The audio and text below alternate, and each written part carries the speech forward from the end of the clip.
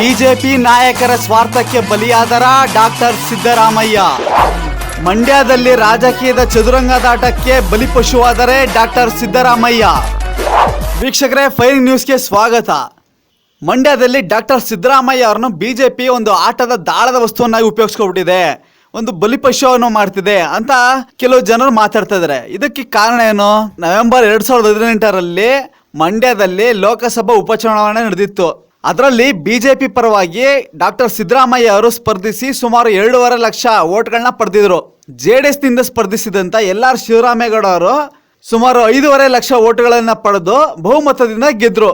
ಆವಾಗ ಬಿಜೆಪಿ ನಾಯಕರ ಸಪೋರ್ಟ್ ಎಲ್ಲ ಸಿದ್ದರಾಮಯ್ಯ ಅವ್ರ ಪರ ಇತ್ತು, ಏನೋ ನಡೀತು. ಆದರೆ ಈಗ ನಡೀತಿರುವಂಥ ಲೋಕಸಭಾ ಚುನಾವಣೆಯಲ್ಲಿ ಮಂಡ್ಯ ಕ್ಷೇತ್ರದಲ್ಲಿ ಸುಮಲತಾ ವರ್ಸಸ್ ನಿಖಿಲ್ ಕುಮಾರಸ್ವಾಮಿ ಅಂತ ಎಲ್ಲರೂ ಮಾತಾಡ್ತಾ ಇದ್ದಾರೆ.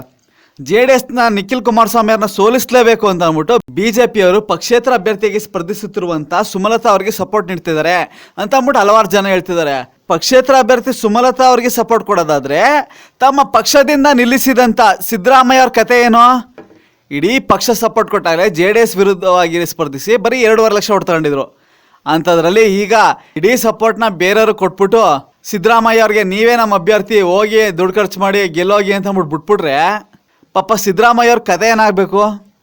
ರಾಜಕೀಯದ ಚದುರಂಗದಾಟಕ್ಕೆ ಹಿರಿಯ ನಾಯಕರುಗಳು ಬಿಜೆಪಿಯಿಂದ ಸಿದ್ದರಾಮಯ್ಯ ಅವ್ರನ್ನ ಒಂಥರ ಬಲಿಪಶು ಮಾಡ್ತಿದ್ದಾರೆ ಅಂತ ಹಲವರು ಅಭಿಪ್ರಾಯ ಪಡ್ತಿದ್ದಾರೆ.